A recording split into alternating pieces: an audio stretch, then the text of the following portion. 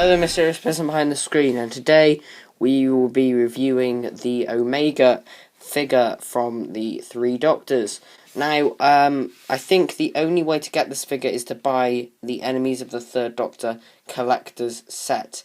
I don't believe you can get this figure elsewhere, but it shouldn't be too hard because that set's always in Forbidden Planet when I go in there, so it should be quite easy to obtain, and it's about £30 overall. So this figure came out in 2011 with the Enemies of the Third Doctor set, and we'll start by going from the head downwards, looking at the detail. Okay, so here's the head, and you can really see some really nice detail here with the sort of rusted edges around there, and you got dirt moulded into there, which makes it sort of look like it's very old and worn, and that really is a good effect, and it's a really good representation of the mask from the Three Doctors. So you'll notice on the torso, this figure is wearing like blue fabric-y material, sparkly material. Now this is really good as it represents what was in the story. The only wrong with it is the flickering stuff can sometimes fall off, and that could be quite a problem in a few years' time, because he will just end up having just a plain blue robe, which may not look the best.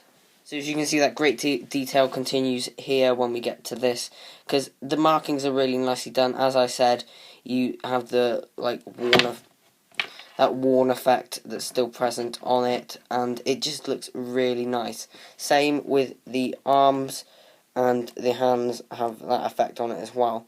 And this is just really great. The fact how it's just really good representation. I thought they would do it with plastic, which was flexible. But no, I have to say this works a lot better, as it just really sets the figure apart from everything else as well, and just makes it so unique. So moving down here, you can see the feet poking out there, but if you lift up this, you can see that a detail on the legs as well. Now, they didn't have to do that, they could have just made it plain black, but it shows the effort that went into making these figures before the 3.75 range came along and sort of messed it up. And here's the back of the figure for anyone who likes seeing the backs of figures. So, turning to articulation now. The head can't move, but it can pop off. And it has this there, which is kind of representative of the episode as well.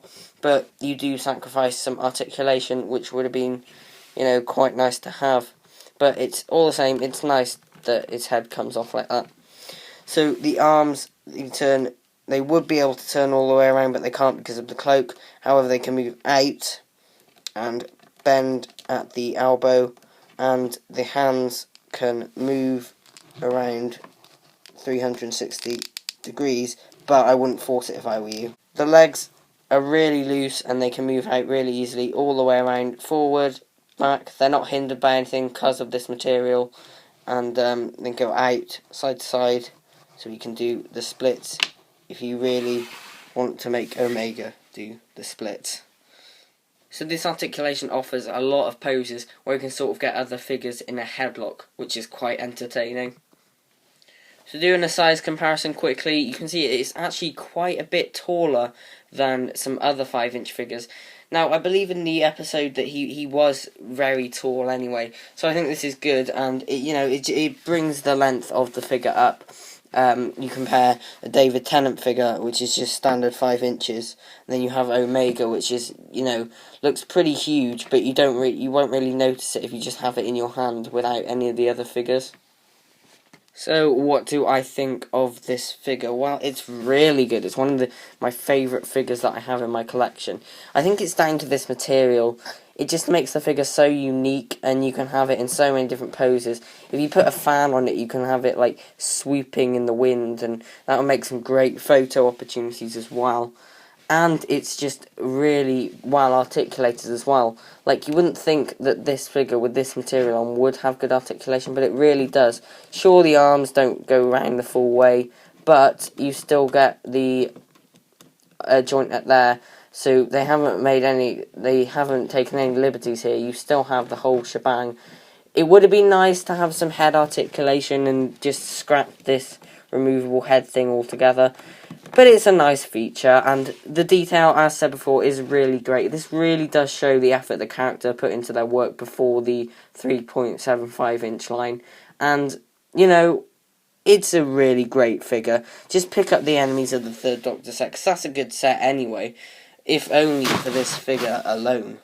So cheers for watching, guys. If you enjoyed this video, you can like, subscribe, comment, and I'll see you on my next one. Take care now.